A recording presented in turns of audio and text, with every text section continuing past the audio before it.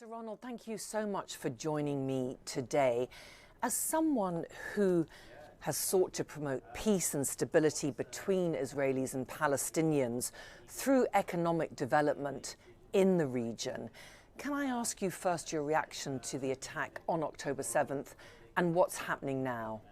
Because this was an attack by an ISIS, a new ISIS. Hamas has sent 1,500 armed people, and another 1,500 or more followed them from Islamic Jihad and others to slaughter, decapitate, burn men, women, and children, whole families. In a kibbutz, we found a baby with a shot in the head. And when the defense room was the shelter of the home was opened, there were 8 children tied up and shot on the ground. At a peace music festival, 260 people were mowed down with machine guns. Their bodies were piled up with a tractor and set fire to. These are the people we're dealing with. This is not a pro-Palestinian cause. This is anti-Palestinian. The purpose of it is not coexistence with Israel. The purpose of it is not improving the lives of Gazans. The purpose of it is quite simply to destroy Israelis and Jews.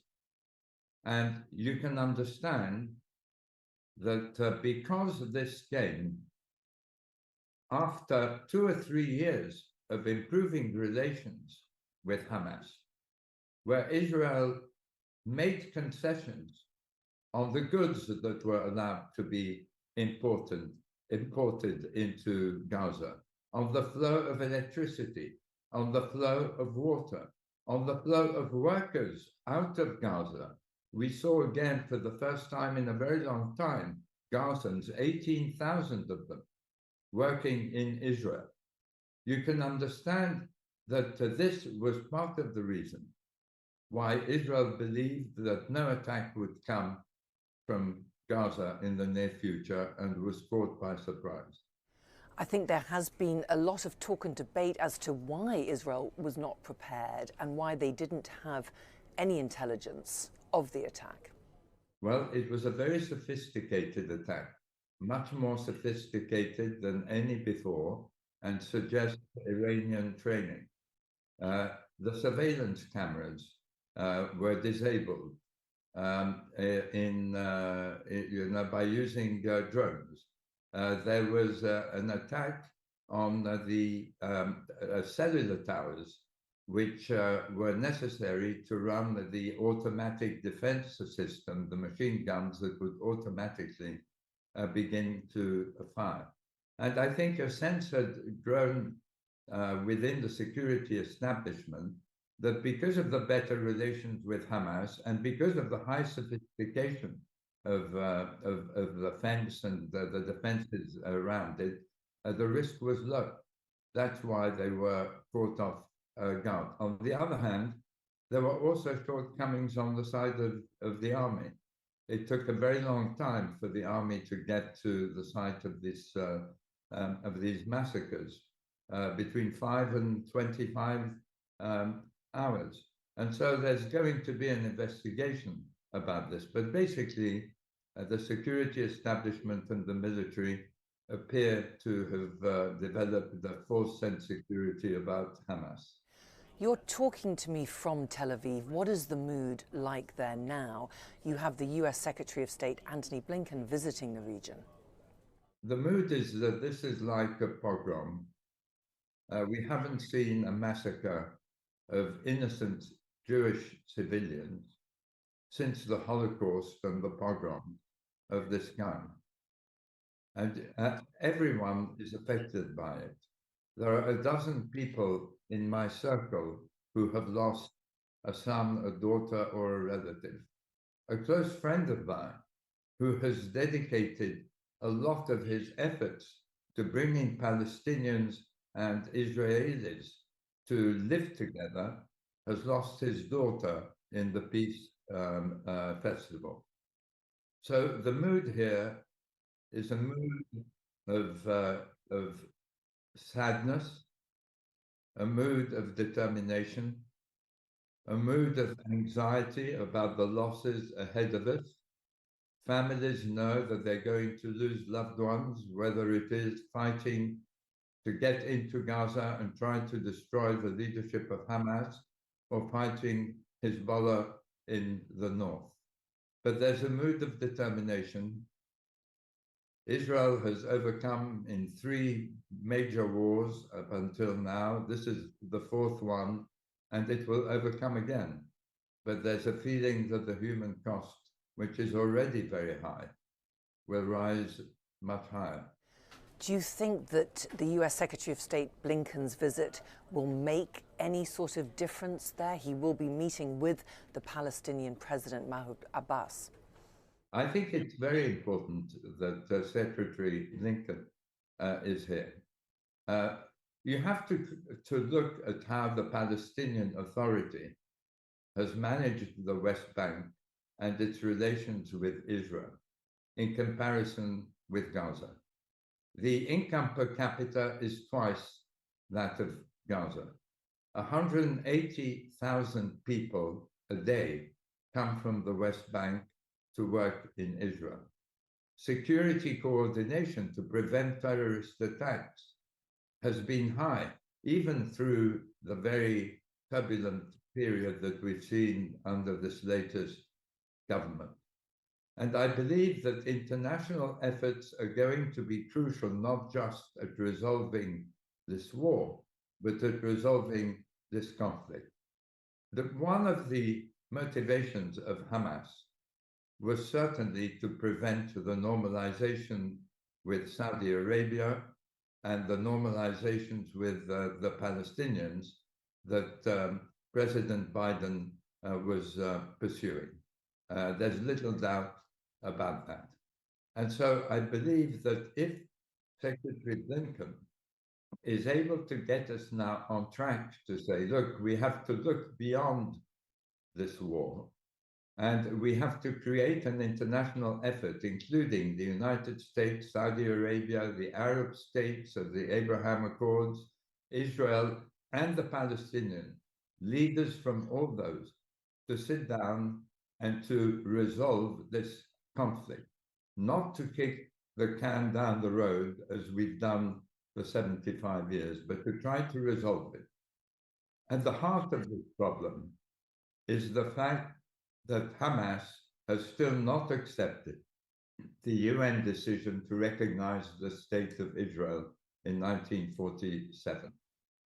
They are still fighting to annihilate the Jews and move them out of this part of the world. President Mahmoud Abbas has a different view. And for all the failings of the Palestinian administration's relationship with Israel, and there have been serious failings on both sides, he has eliminated the terrorist DNA that used to imbue the Palestinian resistance movement. He has understood that Palestinians need to show that they are capable of running a civilized state alongside Israel. And I think it is hugely important that Secretary Blinken is giving President Abbas the recognition that he deserves. And he may well be called upon to return to Gaza. He was kicked out of Gaza. The people who worked for him, 80 of them were thrown off buildings when Hamas took over in 2006. The Palestinian Authority has shown that it is a much more responsible leader than certainly than Hamas, but also than many people, even in Israel, expected. So we have to build on that. There are huge numbers of positive relationships between Palestinians and Israelis. economic relationships in particular. A majority of the population on both sides would like to see the end of this conflict. But as we've seen over and over again, as we saw in the Irish conflict and so on, there are minorities that are determined to prevent this from happening. And it takes concerted action by the international community as well as the Palestinian Authority and Israel in order to overcome this opposition. And of course, the civilians on both sides are caught in the crossfire, and we're now witnessing the suffering of those in Gaza. When you look at what's happened now in this massacre, you understand how Hamas is able to hide behind innocent civilians, men, women, and children, and see them come in harm's way, because it's obvious that you cannot allow people who have perpetrated these horrific crimes now to go on their way and continue to do so. You have to prevent them from doing it, and you have to do so through force. In the course of doing that, you're going to harm civilians, which is unacceptable, but all you can do is to try to minimize the casualties. You can't avoid them. And so, unfortunately, when you get immoral people doing immoral things, they lead others into moral quandaries. Israel has shown time and again that it takes every step to reduce civilian casualties. I very much hope that despite the anguish and the anger that this massacre has caused, that the Israeli armed forces will do the same again. Certainly, it's my conviction that they will. But the UN has called for Israel to end the blockade against turning off the electricity, water, fuel in Gaza. I don't believe that creating economic pressure on the population is a successful strategy anywhere, and not here. By making the lives of a civilian population more difficult, you push it into the hands of the only people who can try to defend them, even if they are extremists who are coercing them into submission. Hamas was not elected, as you know, and rules with an iron fist. There are some military aspects to cutting off electricity, but I very much hope that Israel is not going to create unnecessary human suffering now by cutting off the flow of food and of water. Sir Ronald, you've been working in the region for the past 20 years with the Portland Trust that you co-founded in 2003 to invest in the West Bank to help with economic development for the Palestinians. What kind of initiatives have you seen have the most progress? There's no doubt that the Palestinian economy is capable of growing at the rate of 10% a year or more for 10 years or more. We've seen it in the period when Salam Fayyad was prime minister. There was growth of 11%. And there is a long list of investment opportunities and economic initiatives that would enable the Palestinian economy to grow and improve the standard of living of its population and give them a future that they can look forward to with optimism. We have focused on projects that boost employment, that improve the ability of the Palestinian economy to take advantage of the presence of a technological power next door. We've worked on boosting the flow of water for irrigation through treated water. We've worked on creating a Palestinian pension fund for private sector workers who don't currently have one. We've worked on things that can move the needle at scale. And what I can say, Tanya, is over 20 years through our office in Ramallah, in Tel Aviv, and in London, I have seen evidence over and over again that we are capable of having a thriving neighbor next to Israel. Obviously, this isn't the time to talk about it after this horrific massacre. But when we come to it, Secretary Blinken's efforts and those of the Arab countries that want to help the Palestinians are going to have to focus on reconstruction and on the building of a stable, growing economy that gives Palestinians the future they deserve. Looking at what the world is seeing now within the region, do you feel there's any possibility of that going forward? What happens next? We're in for quite a long war now, I think. Certainly, it seems to me, from what I hear, certainly a few weeks at least.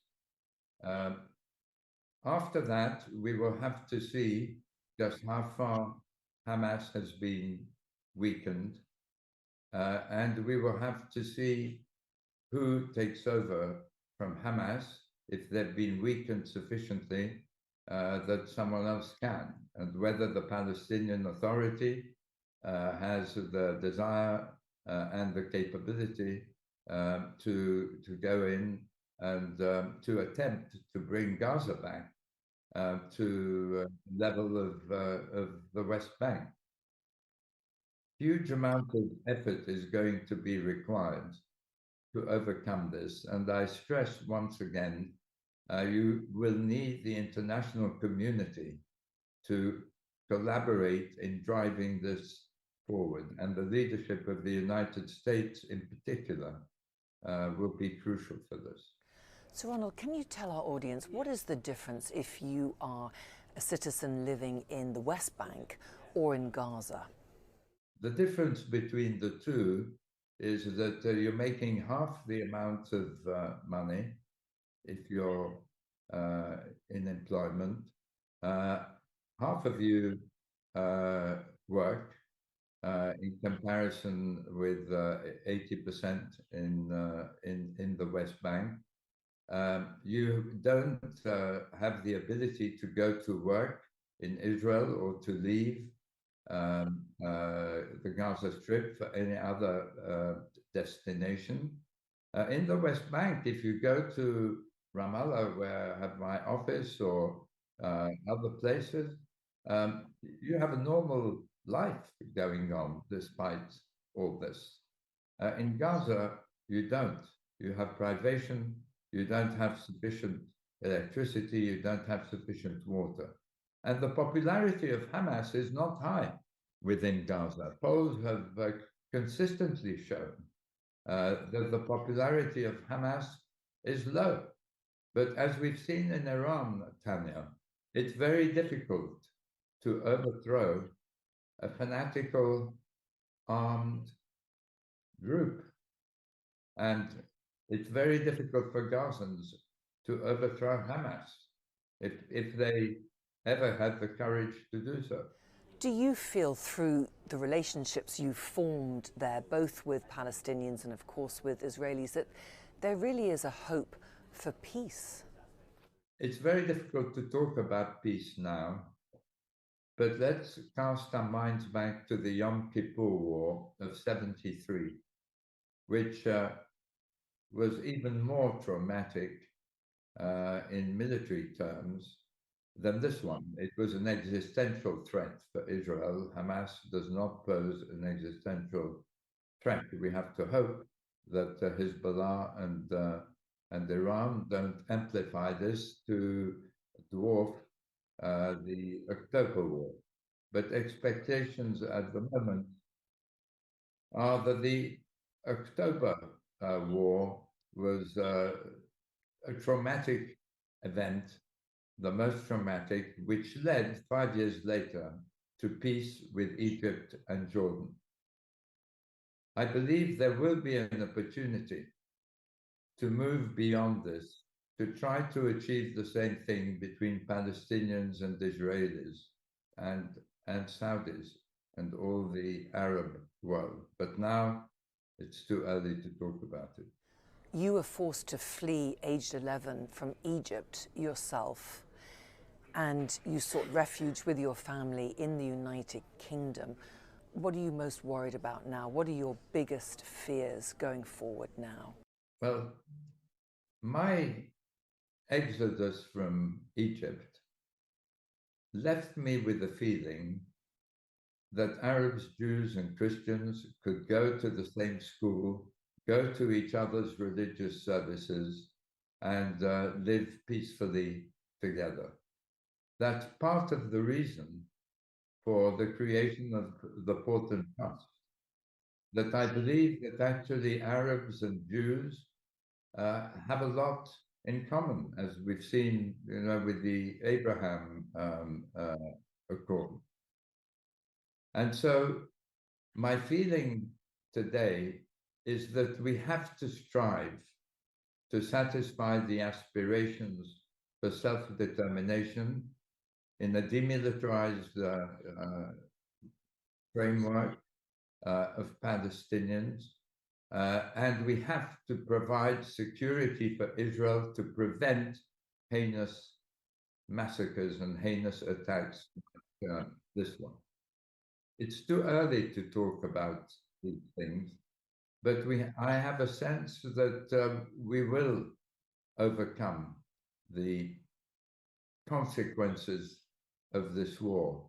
And I have hope and pray that we may once again repeat the experience of 1973 and use the realization that there is no value in continuing to try to destroy one another, and that coexistence is the only way forward. Sir Ronald Cohen, thank you so much for talking to me today. My pleasure.